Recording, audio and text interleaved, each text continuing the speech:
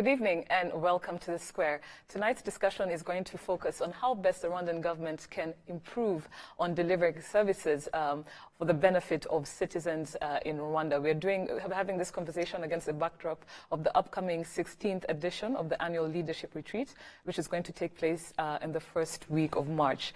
So we're going to be having a look at past resolutions as well as looking at issues such as performance contracts and how government works with stakeholders to improve on the citizens' lives in this country. With us, we have from the Ministry of Local Government. I'm very honored to welcome you to The Square once again. This is your second time. Yes. We are joined with Bob Gakire, who is the Acting Director General Territorial Administration from the Ministry of Local Government. Thank you. Thank you. My name is Dana Mpisi. I'm the host of The Square. I'm also joined by The Square's resident panelists. On my immediate right is Charles Haber. Charles, great to see you again. Good to see you. Welcome back. Thank you. I'm also joined on my left by Berna Namata. Berna, great to have you on the show. Back then. And well done on last week's hosting. No, I missed you. I missed you guys too, but it was good to see you, moderating and hosting an amazing conversation. Yes. So before we get into the thick of things, we're just going to have a quick mid-week recap of the week. I'll start with you, Berna. Is there something you'd like to share with us, exciting that has happened until today, Wednesday? Yes. Yes. Of course, the big interview in the East African. Yes. We're very privileged and honored to have the interview with His Excellency. And I'm encouraging everyone to go and buy the copy. It's on the streets. Please buy and support us. It's quite insightful. And I think that the interview is quite timely because and just giving context for people who are not in the region. This interview happened with the East African, yes. Pamela Sisoni, yes. and His Excellency President Paul Kagame. Yes. Yeah. And it looks at a wide range of issues, but it clarifies several issues that perhaps for the general public, they've been wondering, what's the position on that. So please go buy the copy and get the details. Exactly. I know it's already online, but it's good that, we have clarity on some of the key issues. Yeah. Not sure about clarity, but definitely a good read from the East African and the interview with President Paul Kagame. Again, the usual optimistic leader that he is. He responds to issue after issue. We have problems in the AU, but we shall continue to address them. We have problems with South Africa, but we shall continue to address them. We have problems with Uganda, but we shall continue to address them. We have problems in the East African community, and we are confident that they will be resolved. So I think the biggest lesson, the biggest message that I picked up from there was the optimism, but at the same time, the boldness and the courage to acknowledge that we do have issues. Yeah. Definitely, I think we'll be reading this hardcore copy. It's a souvenir copy. Hard copy of the East African. And I think it was also very timely to have it at this point. Also a culmination of his chairman presidency of the African Union, as well as stepping into the shoes of EAC chair. It was a very timely interview. Well done to you and your team. Thank you. So we are here talking about how best government can provide for citizens, and we're setting this against the backdrop of the upcoming 16th edition of the annual leadership retreat. And Bob, you're here on behalf of the Ministry of Local Government, because I think the Ministry of Local Government is the most adequate and, should I say, relevant stakeholder in rolling out services for citizens countrywide. So my first question to you, and also on behalf of the panel, is to do with performance contracts. And when we had this discussion on The Square, I think it was our second episode discussing performance contracts, we looked at a particular issue, and this was the mayoral resignations that happened last year. As of June 2018, we had, I think, over 13 mayors who had resigned. And some cited personal reason, but the public perception was that there was failure to actually deliver on their imihigo, on their performance contract. So my question to you, if you can just share with us a bit, learning from the events of last year, following the 15th annual retreat last year, if you can share with us what level of preparation and consultations take place, or have you learned from last year that are taking place, being made between local and central government in the 2018-2019 district performance contracts, so that these leaders can better deliver for Rwandan citizens? Thanks, Diana. I also take this opportunity to thank the viewers. Indeed, after the last year, what was going on with mayors resigning and what we've been doing since then, we, including the retreat we've been saying, there's a lot that has happened. Basically, taking stock of what had happened, would see what are the main issues is it the structure, is it the capacity, and then laid some strategies to avoid such a designation of that kind, of that pace, of that figure and everything. I think immediately after that, around June or July, we had contacted by local government by elections. None of them were repressed. But leave alone that, during September last year, 2018, we did what I could say like an indoor retreat for only local government leaders, those who do like the daily business. I'm saying the mayor and the vice mayors and then the chief technicians. I'm saying the district executive secretaries. Then we had to see what can we do to deliver better. As you could be knowing, and everybody who is following the structure of Rwanda, I would say that the performance of the government, of the central government, largely depends on the performance of local government.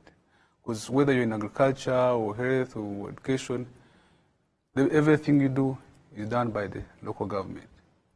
Indeed, it relies on the policies and strategies formulated and designed by the central government. But if you designed it, you can't achieve a target or result without local government input. So we appreciate this, and it's largely appreciated by anybody who is following the local government performance and everything. But what we did after then was that retreat was so useful to them because we were seeing, we didn't invite like anybody else outside local government. It was just we, the ministry and local government, saying, how can we deliver better? And how can we bring in the required embeddedness? I'm saying, how can the citizen own this, understand this, and make his or her contribution for whatever we are doing, for whatever we are thinking that can transform the communities and lives of these people. So it didn't stop from there. We also did another, this was done earlier this year, what we called Local Government Delivery Forum. It was kind of first of its kind because we had a chance of having the Prime Minister, and then we were in Nyamata, also seeing similar issues. But this time, the only difference was we were inviting the key ministries that have the sectoral mandate. Here I'm saying like the Ministry of Agriculture, Ministry of Infrastructure, which have different projects and infrastructures around the country, around the districts, of course, in local government, then telling them that, for instance, what I can quickly remember was saying, when we are signing these contracts, performance contracts in the parliament or whatever, KCC, we all pen a paper on these performance contracts.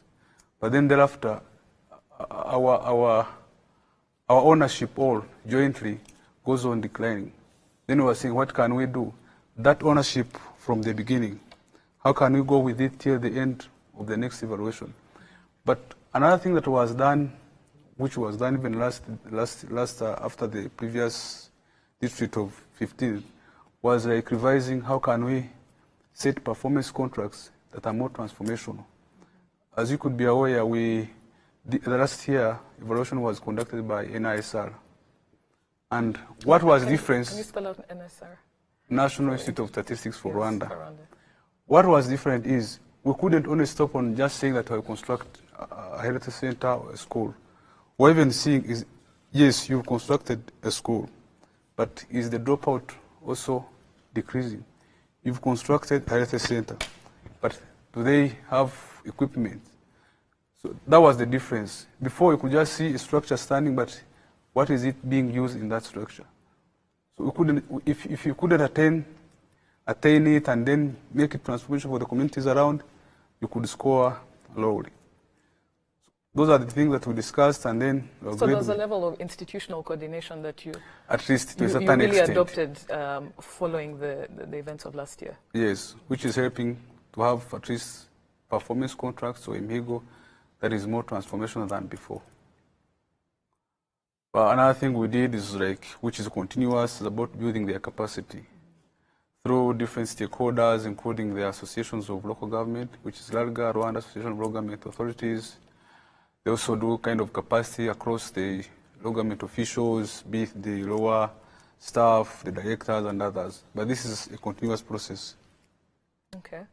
So basically, what we were trying to understand also is that when it comes to performance contracts, they're being designed in a manner that makes the implementation of these activities people have signed for more realistic, more pragmatic, and more impactful. Is this something that we can expect moving forward? Because some of the public perception was that maybe these performance contracts are not aligned with the people who are supposed to actually implement them in terms of their capacity. If I may, Diana, I think even beyond being aligned with the people who are supposed to be implementing or the recipients, because it was one of the recommendations from the 15th Leadership Retreat was that performance contracts need to be aligned with the country's development agenda.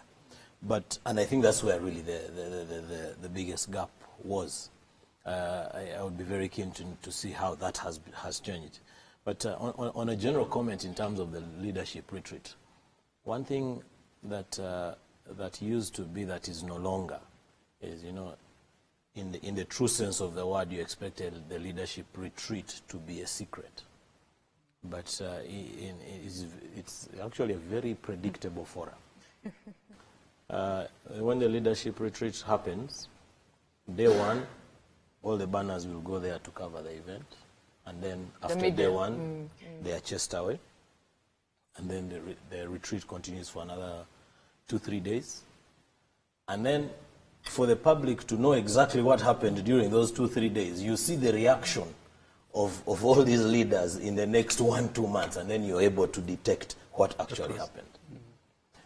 And then if the resolutions come out in a very broad manner as they usually come out, the other way to know the details of those resolutions is watch the month or two in the run-up to the retreat.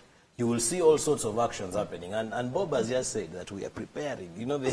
They literally go down. It is very difficult during this 1 month or so to the leadership retreat to find a leader in office. They are rushing, they are in a hurry to go and ensure that what they were supposed to have done the last 12 months, they are able to do. Even the other way to look at it is, in the leadership retreat resolutions of the last year, there is something around increasing the revenue from MICE from 47 million, I think, to 74 million. I stand to be corrected on those figures. That was the screaming headline in one of the papers last week. So it's a bit intriguing. Your take on it is that yes, this predictability, you want to see a change on it? No, it's intriguing, and some of these leaders should stop taking us for a ride, because we are not all of us are fools. They should do the things they are supposed to have done during the course of the year, as opposed to waiting towards the leadership retreat and sugarcoat it with beautiful press conferences and the like. Yeah. I think we'll get to that towards the end, in terms of looking for new momentum of how we convene as leaders, as government, to better plan on the welfare of our people. But that's. Are you going to build on what Charles said? Yes. I'd like to build on that because it goes back to the process he's talking about. You have these leaders come together and discuss, and then resolutions. I'm more interested in the transparency and accountability to citizens. Because from what he's saying, when you have leaders work around the clock towards the retreat, then it's more like the accountability is actually limited to the retreat, because that's where they expect questions and, you know, they will be asked the tough questions. But how about at what point does the citizen feel they have a right in this whole process to say and to even monitor, you know, these resolutions? Because most of the time they're wonderful resolutions, or if we go back to the Imihigo that have been set, it's the districts that know, and it's difficult for a citizen to say, to even monitor on a day-to-day basis to say, you are expected to do this, to deliver on this, to deliver on this, and you haven't. Because it's still kind of closed. How, you know, as you're talking about changing things, it would be good to enlighten us on how, what you're doing differently, one in terms of transparency and also increasing citizen participation and accountability. Thank you, Bena. I think it's not only the retreat that holds leaders, be it local leaders or anybody accountable. I think when you see the fiscal year of Rwanda that guides us all, Imihigo is set and signed around July, August. And the retreat comes in Feb, March. So that means along the way before the retreat, things are being worked on, things are being done. Yes, I agree, the national retreat is among the accountability forum. But also there's Mchirano, there are local councillors, there's Imihigo which is evaluated around May, June, then people expect to see the results in July, August. So I would say every month or every month or every time something's being done. But as Charles said, maybe in the retreat, we're in time of retreat, now preparing for it. Maybe those meetings, you might say that these meetings happen during on the way to the retreat. That was done. Because as I said, when we finished the retreat of last year, 15th, we had a retreat in March. Our own retreat, I'm saying for the local government. We had another one of saying, like, yes, in March, it was even opened by His Excellency the President, remember? Then thereafter, we had issues of not people performing in a way, some had to resign or whatever. Then in September, also, it's now like after these several months, what are we doing? That wasn't towards the retreat. Then for what Bena was saying, we have different forums where district can understand what's going on. If I may use, maybe it will come up later. For instance, we've had comments or complaints about the categorization. This largely wasn't into the resolution of the last retreat, the one we are implementing now. But as we've been following, we now say, but people have been complaining. What can we do? Maybe let's review and then start with the citizens, saying, what do we want for this categorization to be? How many should they be? They're like around questions 6 we're asking them now. And this, if anything, they come up in the retreat or in the other forum, at least we have involved the local people, the communities, putting in their input. Then as we go on and receiving reports from the districts and they're analyzing, maybe it could come up as a topic for discussion. Actually, during the retreat of leaders. I'd like to just take you back to Bernard's question, just to precise you a bit more. We're going to come to the social protection programs. Right. But since last year's 15th leadership retreat, after the resolutions were announced from February, working towards, this February, can you tell us what, at least from your perspective, representing the Ministry of Local Government, some of the activities you do to engage with citizens, so that some of these resolutions, when you're implementing them, there's an engagement of citizens? Are there some concrete examples you can give us? Yes. Because right now you're just telling us, we did this in our retreat, we did this in our retreat, but what are some tangible outcomes whereby those decisions made following the 15th Umwiherero, but also from Minalok government, the delivery forum and so forth and so on, how do you take back to the citizens and make them understand and own some of these? Or is it a secret? No, it isn't. It is not. For instance, but you get a question. Yes. For instance, the retreat resolutions were 13. Yes. Out of those 13, for instance, what we said about Imhigo performance contracts. This performance contract, when we say it, there are so many things involved. Yes. If we say let's revise how these things are set and how they are evaluated, I think 10% of the score is done by the citizens, among others, because they are different in scoring. You see, what is the council scoring against Imhigo? The council is representation of the citizens. Then they also take 10% asking people, like they sample people around. Say, they can come at where maybe Charles Saba lives and say, how do you appreciate the road that was constructed in your area? He says, I can give them 5 out of 10. I can give them 7 out of 10. That is getting people involved. Then at least that 10% out of the district score is done by the district. Then that was the resolution for the national retreat. Another one was about constructing health posts, at least in all cells. Then this says the way of constructing them, the government are using different approaches, including contributions of the citizens, according to your capability, how you can afford to pay, where they are not. You can say either I will contribute this, or because health post is a smaller thing in the cell, a Kagari.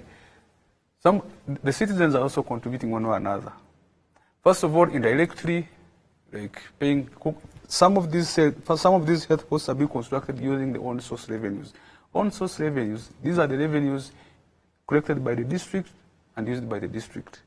And some of them, why I'm saying they are contributing directly, they pay taxes.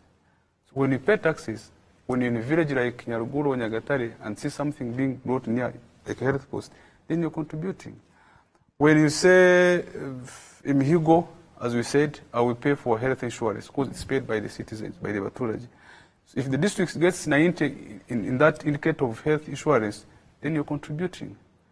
Maybe what I would say is like, how do we make people be aware that when you contribute this, you're also contributing for a Mihigo of your particular district. When I ask you how you appreciate the road that was constructed or a school, and then you score out of 10, you give 5 or 7, you're also contributing in the evaluation process. I just wanted to take you back, and I'm sure you've seen the Never Again report, recent report. Yes, on citizen participation. And what was very clear from that report is that citizen engagement, in the process of development, we still have some ground to cover. And from the process that you have described, indeed, there are steps that are being made. But how do we strengthen this process so that citizens own this whole development agenda? Because as it is today, there seems to be a gap. You have the leaders who own and sign the Mihigo, and the people that are supposed to deliver them for, but then you don't see a lot of engagement that would oblige the citizens to own. Because if we say we are going to set up 10 health centers, and I know in my village I need 10 health centers, I want to know how we will achieve the 10 health centers. And that can come from the leadership engaging me and saying, we actually agreed with local government that we are going to have 10 centers, and this is what everyone is expected to contribute. Or perhaps the citizen may say, no, right now the priority for me is education. I need a school and not a health center. So who sets the priorities? And and if I can add to Brenna's example. Another example that I just want to add to Brenna is, for instance, the lack of citizen engagement. And this is, I'll give a concrete example. There are parts of the country last year where there was serious malnutrition. Then there are other parts of the country last year where there was an oversurplus of milk that was being, gotten rid of. So these are citizens who, on one hand, their children are suffering from malnutrition. On the other hand, they are farmers who are producing surplus of milk. How do these citizens, get involved in this process to solve some of these issues, but under the directive of these leaders? These are some of the issues we're seeing, where we see when the performance contracts are set and signed and they're put out there, there's a coordination issue whereby we don't see citizen engagement, and the result is some of this example I've just mentioned to you.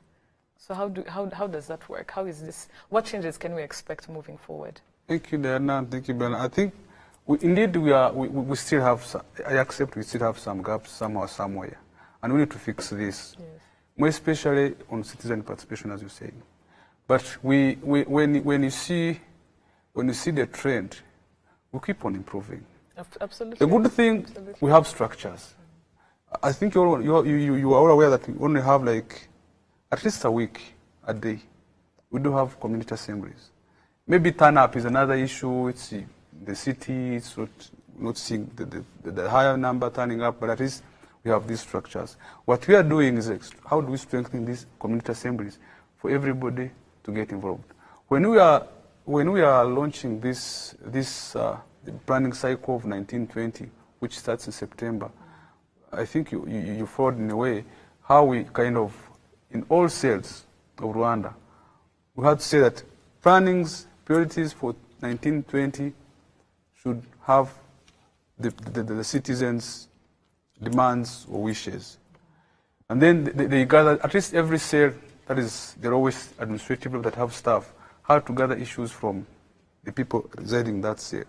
We are now working on those priorities. Then when it comes to like June, when we are like signing this Mihigo and plans for the district, at least we have captured at least 1 or 2 from each cell.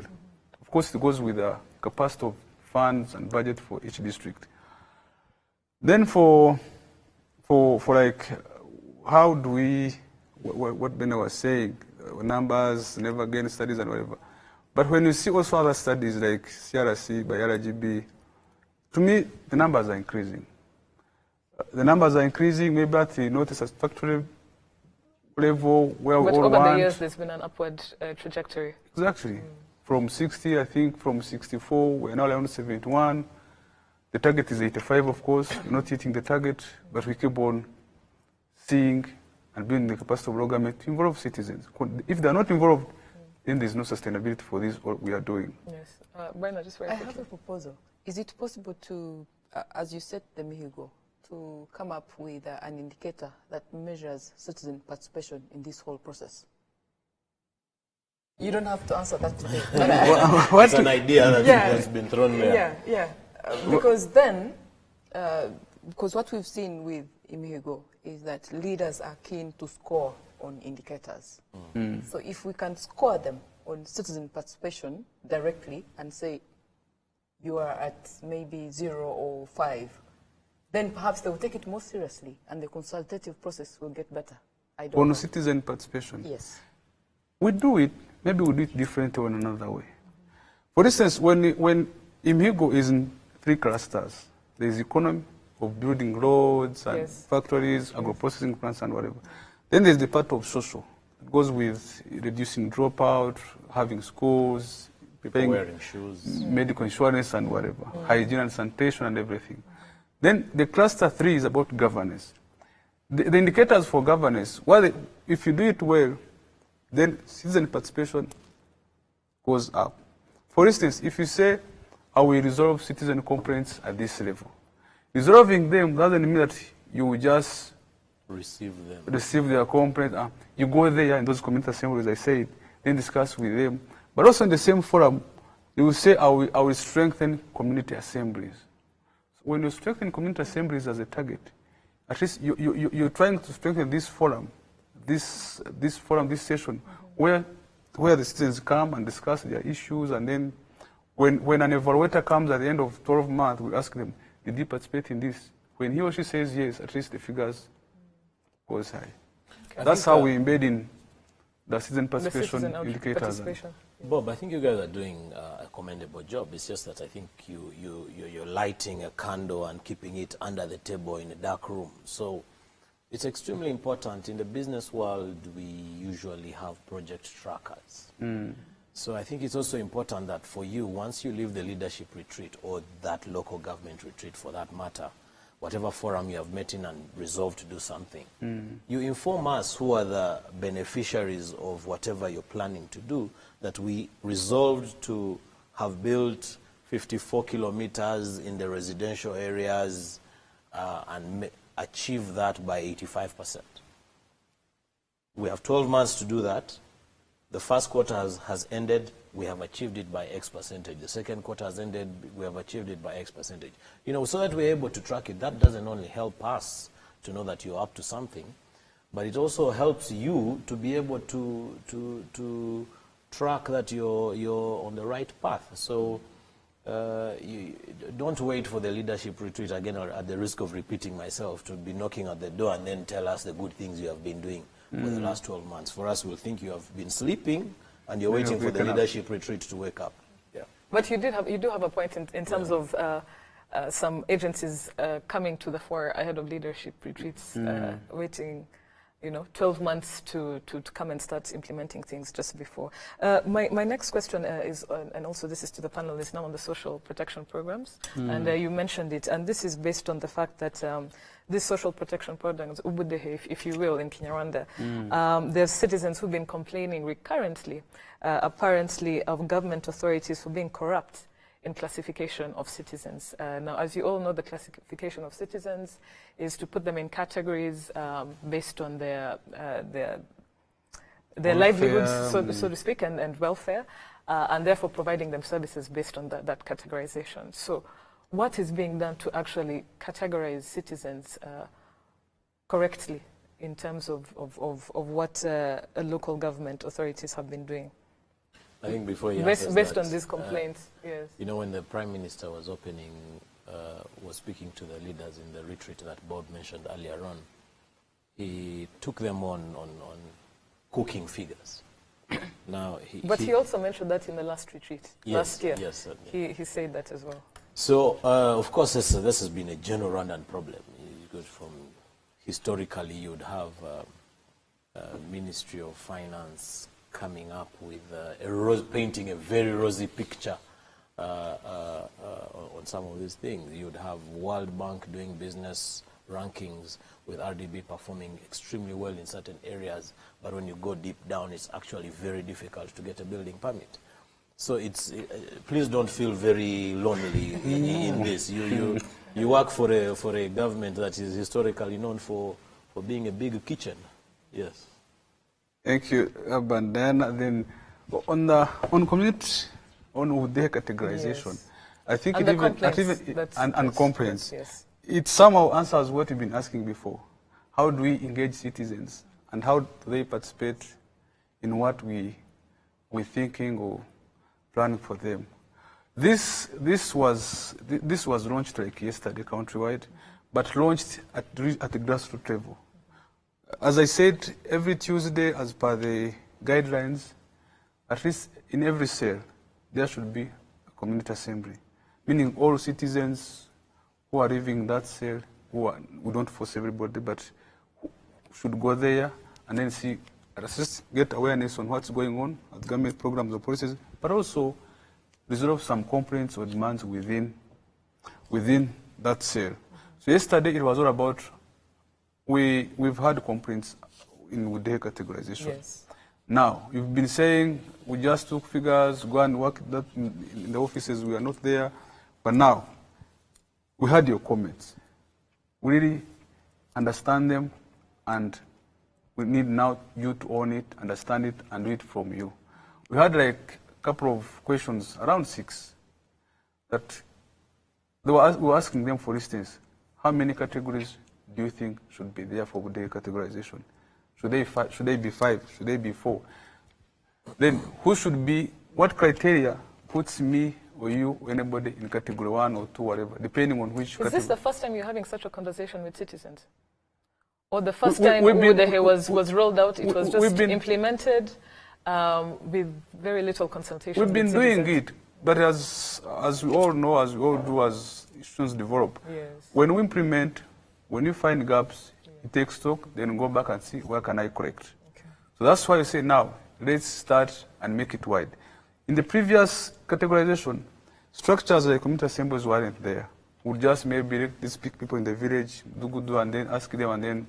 But this time, at least we have this community sim that has been happening all along. Then we said, since we have this structure already, this session already established, why don't we use it to gather views from the Baturage, the citizens? How can we improve the categorization? So now we collected views. Let me just get this clear. So you acknowledge the fact that the local leaders were actually imposing categories onto the citizens. Not that. That they did not belong to. No, that's not what I'm saying. Yes. I'm saying. You're saying that that they were put in the categories they belonged to. No, yes. That's not what I said, yes. Charles. I said before there were categorization of data that has been going on. And actually, they will go on for like 3 years. After 3 years, we take stock of what has been done and how it was done, then see how we can improve. So that's what we are doing. They've been going on for 3 years, then 3 years are over now. We are going to set new categorization. So the unfairness lasts 3 years before it is reviewed, basically. No, it's not about the fairness. It goes on for 3 years. The last 3 years have elapsed. We are now setting new categorization. As you remember, before this one that we were in, we had 6 categories. Then the citizen said we should have 4, depending on the criteria. Then this time, depending on what they have said, we can even have 3 or 5 or 6, whatever will come out of it. You're now starting to categorize we're in consultation. these social protection programs based on the feedback that citizens are directly telling Exactly. you. But this is not... which we have just started. Which we've just started. So it goes back to the question that I asked. When the program actually started, it was a sort of a program that was shared with citizens for them to adopt, but there was not a consultative process in its creation. The first round. They were consulted. That's what we want to understand. Yes. They were consulted. Oh, okay. But as I said, when you're implementing a program or a policy, Yes. you might see some Gaps. loopholes or whatever. Then you take stock, see this, maybe, I remember this one we are in, we just piloted in 2 districts. Then you said, let's first pilot these districts. If it goes well, we replicate in all 28. That's how initially we did it. Okay. But this time we are saying, let's collect views from all cells of Rwanda. Then views from the citizens will be gathered by the district, analyze them per the guidelines they have. Then thereafter I say, many of the districts, maybe around 70% said we should have 3 categories. But this will come from what we gathered yesterday. Okay. Then thereafter we come and say, maybe we should have 5. Then we also said, which criteria puts me in category 1 or 2 or 3. Say maybe, they might say those who are public employees shouldn't be in category 1, according to their views. So gathering all that, analyzing them, will come up with what citizens have participated in and what they own and understand. For the next rollout of the social categorization. Maybe that's very good news. And we expect to have now the categorization that is more embedded. Absolutely. Citizen understanding them, yes, and even owning them. And owning it. That's very important. I think that's very good news, because the days of a thief are numbered. And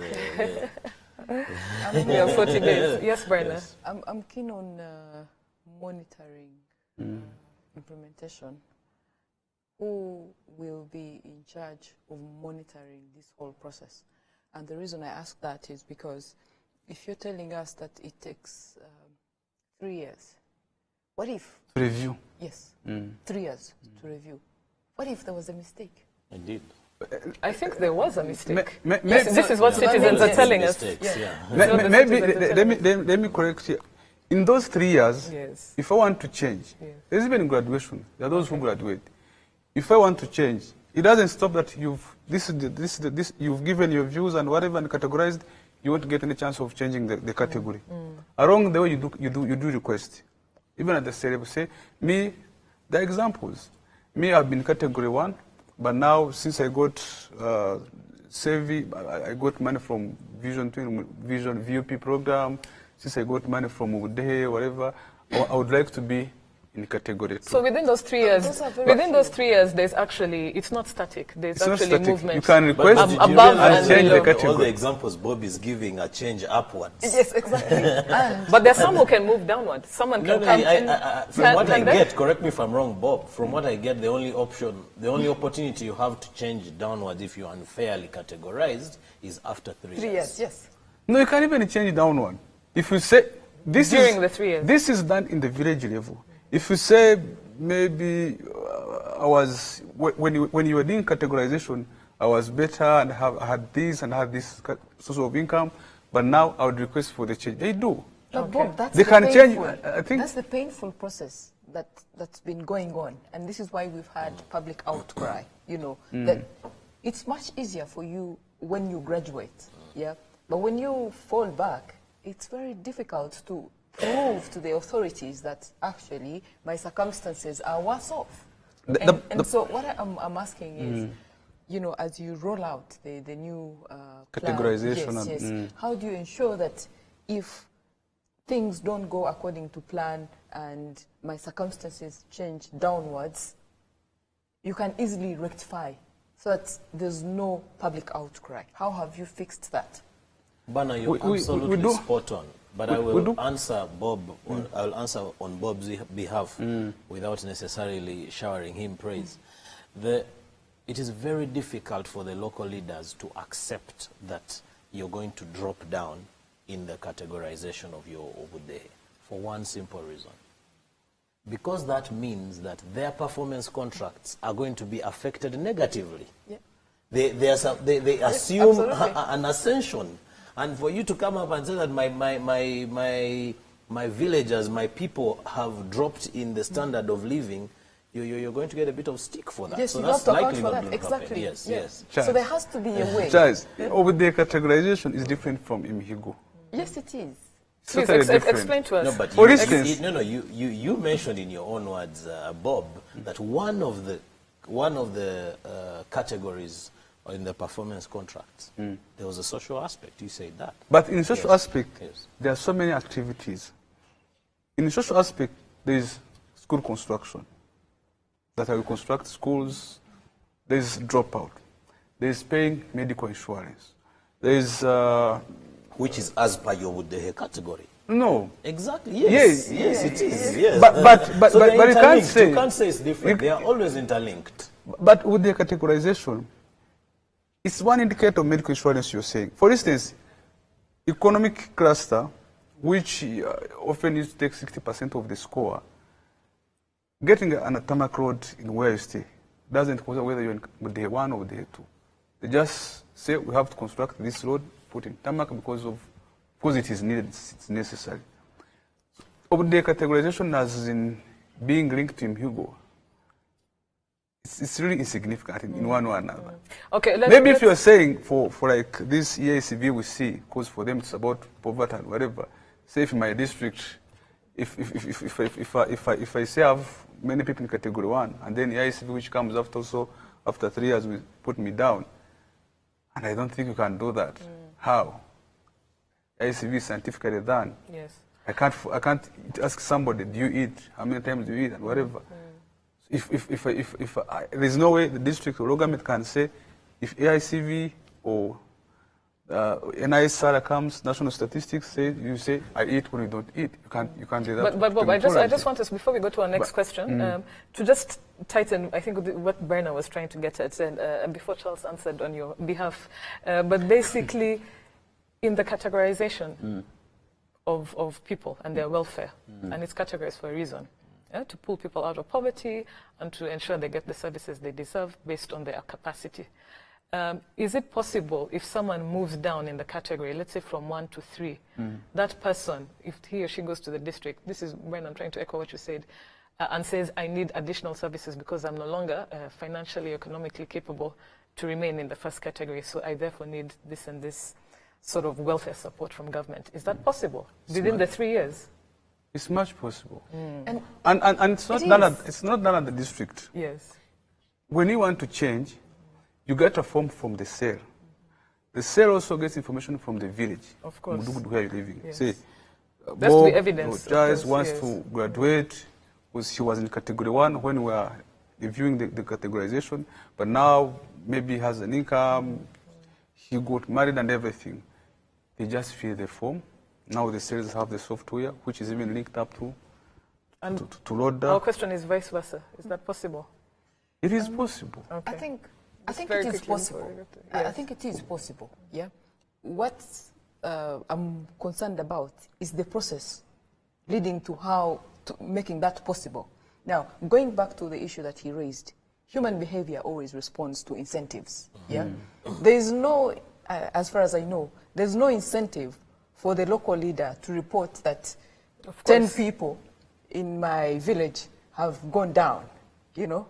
So the local leader will try as much as he can to cover up if there are people that are going down, you know. So in this whole review process, yeah, do we have an alternative to say that in cases where the local leader may not report accurately or fast-track the process of helping this person who has gone down, yeah, what is their choice?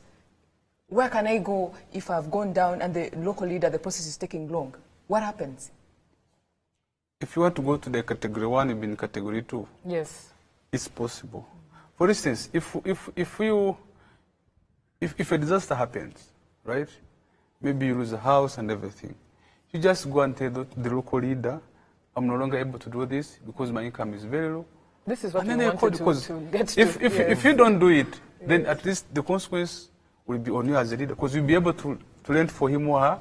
If you don't report him and then change his category, Yes. you'll be the one to like pay everything for him or her. Absolutely. So you have to report that these people, 10 households, whatever, So because that of was our ABCD. question. We wanted to understand vulnerable populations when they actually, you know, go down in the category, if they're actually catered for by They are government catered agencies. The last question for this evening is to do with basically driving momentum. So we've talked about retreats. Charles has talked about business as usual. You see how retreats pan out when, you know, leaders are gathered, the actions that happen. And during last year's retreat, His Excellency President Paul Kagame said that, you know, for the last 15 years, the same things have been coming up, and we've been saying them 15 times. So this question is really to you all as a panel and to you, Bob. What do you think can be done, you know, as we conclude the show, to what new sort of mindsets can we adopt, or what sort of tangible sort of examples can you give on how we can drive a momentum for Rwanda's transformational agenda when we convene as leaders through these annual national leadership retreats? I think the most important thing is how do we build the capacity of, more especially the local leaders. I'm saying capacity, not like personal capacity, trainings, whatever, but be it organizational, institutional, and personnel. How do we, it's a continuous process. Capacity building is all about continuous process. But how do we make it a priority of priorities? How do we invest in them for them to deliver as is required? Because if they have the capacity, planning will be better. Yeah, but do you think there's a shortage in capacity, so to speak? This is what these are some of the challenges. Yes. In different categories. You might be having, for instance, now if you say into government context, you might be having the best brains and best whatever skills, but at least where are you going to work? Like if you say at the cell level, at the sector level, what facilities are there? Yes, I learned IT, I can use a computer and whatever, but if I go, do I get an internet? Do I get a laptop to work on? That's the capacity I'm saying. Okay. They have the facilities for them to deliver. The cell is the entity that has interface with the pathology we are saying. So the citizen, when he sees the cell or sees the cell and then the sector, he or she sees the government. But if I'm not able to give this or delay, then complaints raise up. So that's why I'm saying that capacity. Because if you have the capacity and if you have the facilities, you can even plan better. You have these plans and these figures just were saying in your computer. So you can easily go there and say, I was in last Muganda, we did 2 kilometers, next we are doing 1. So this is why I see the concern most. Because if you have that, maybe planning can improve, efficiency will come, that embeddedness you are saying, you can engage the citizens, you can record their views and everything. Do you have ideas on how to drive momentum forward for the outcomes and how these leadership retreats are planned? I think we need to create space for the local leaders to experiment and learn. That's brave.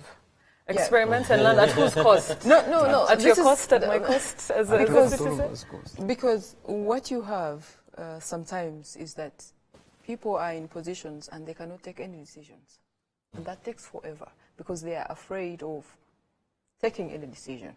So accountability, instead, so to speak. So what you have is people sitting on files saying, I'm waiting for so-and-so to take the final decision.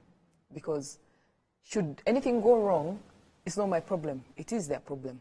So how we create that sense of ownership and increase the risk, the risk appetite has to increase. Because I don't see how you can possibly be able to achieve so much without try and error.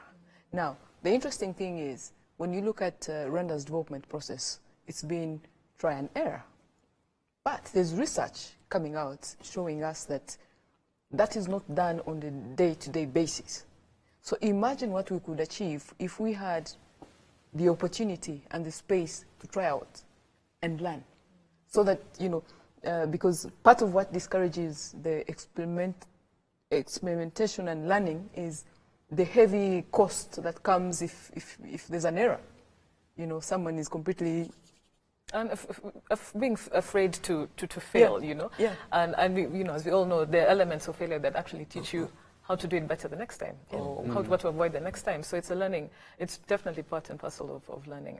I think that's very interesting, Brenna, giving space to our leaders, local leaders, to have spaces to learn, experiment, and better, deliver for citizens. Charles? But they do have space. You have space. Maybe more space. I think the point we're raising here, Bob, is that we need to advocate for that a little bit louder. And there's a particular reason why, in my opinion. You see, when you talk about the role of the local government in our day-to-day lives, from when we expect water, electricity, which are provided by the Ministry of Infrastructure, if those services do not get to the citizens, the first person they will look at is the head of the Mudugudu and the sector seller, and so on and so forth. Exactly. When they do not have schools, or the roads are not being repaired, or talk about anything, or the economy is doing badly and they're not able to get loans from their banks, the first point of contact is the local leader. And therefore, you need to play your A game. And if you're unable to play your A game, you need to be empowered to play your A game. I think the Ministry of Local Government, and that's why it pains us, and we've sung this song here on the square quite a number of times, that the high turnover does not help in any way. Yeah, we need to probably ask the citizens, or maybe the appointing authority or the councillors, have a little bit of patience with you guys, because, giving credit where it's due, there are areas where you scored extremely well. But you are the fulcrum of implementation of all these recommendations from the leadership retreat. If any of them is not implemented, whether it is in the purview of the local leader or not, it is the local leader who will have to face that music. So I think you need to be really empowered, and I really want to underscore Bana's point. Otherwise, we'll keep raining hard on you. I want us to go to our Twitter feed, and on our Twitter feed, we have a tweet from one quarter of the square. Even though he's not here, Ephraim is also weighing in on the conversation. And Ephraim says, in relation to the new momentum, we need to shift from the traditional arrogance by government when dealing with various stakeholders. Some of these issues, other stakeholders have been speaking on this forever, but government as the largest prefers to ignore. So he's talking about a sort of, nonchalant attitude by government. I don't know if I'd agree with that, because I think in terms of Rwanda delivering for its citizens, there's really a lot it does. But our benchmark should not be the region. Our benchmark should be it should not be business as usual. I'm sure that's a point. Yes, exactly. Is raising. And I remember one of the shows recently, one of the things, serious bones of contention we had to pick was the unresponsiveness of especially local leaders. You know, it's so difficult to get a yes or a yes on time, an email responded to, a letter yes responded or to, no. a phone call picked, or a message returned. But extremely Charles, it goes difficult. back to that, Yes. that fear, that lack of Yeah. accountability. I don't want to make this decision in case it's, you know, it backfires on me and so forth and so on. And it also goes back to Bernard's point. Maybe And leaders should have a mindset of being able to, you know, explore, experiment, and to learn, to add to the learning. And that inaction is what probably Ephraim is interpreting as arrogance. I tend to agree with him to a large extent. Yes. So we've come to the end of the show. Personally, I think, I mean, it's being done, but I think we'd like to see more, at least understanding and learning how the engagement with citizens is, you know, because sometimes, unfortunately, it looks like some of these, you know, decisions that are made in closed rooms are gone, and there's a sort of top-down approach in how citizens, you know, adopt them. And I know there's a level of engagement, but I think what we're saying on the square is to either see more of it or to understand the processes that are engaged by local government when they go to citizens and, you know, inform them, educate them, make them sensitized about these issues, but really to have a pull also from Rwandan citizens basically owning the process, and not have that perception of a sort of top-down approach. Do you? You're totally right. I think we don't have any other option apart from having their views. Because whatever, if you don't engage them, then what you're doing won't be sustainable at all. Yes. So we, as I've been saying, we're not where we were, but also we're not where we're supposed to be. Yes. So let's keep on doing this, but also us all, where how about Dave's or you, Yes. Bernard, Yes. we go for Uganda. Absolutely. If we Okay. say we want to have our roads, we now by the, for instance, we review the policy of Uganda, and one of the things that changed from the previous one, we're coming up with like another professional Uganda. For instance, if you're a doctor and you're living in this village, you can say, let's put together as an association and then help these people for certain things you can do. If you're engineers and maybe your village, they're constructing a road, can't we say that since we have engineers in this village, why can't we do like supervision for the construction of this So road? basically, it starts with us as well. It starts with Where us we to are be part of this living. process. Yes. We now have the social media. Yes. You see, this the categorization was on the social media. You can even contribute there because we're even considering views that were given through the social media. So all of us, me and you, can make this happen and happen Thank at a you. great better. Thank you very much, Bob. Thank you very much, Berna, Charles, and Ephraim, wherever you are sending us your views from. I'd like to thank our partners, Uzi Collections and Bourbon Coffee. Thank you very much for being a part of the Square. Please keep the conversation going on the Square ahead of the upcoming retreat in terms of how government can better deliver services for citizens and improve the welfare of Rwandans. This is what we've been having tonight as a discussion on the Square, and we'll keep this going through our digital platforms. Thank you for joining us. Have a good night and see you next week.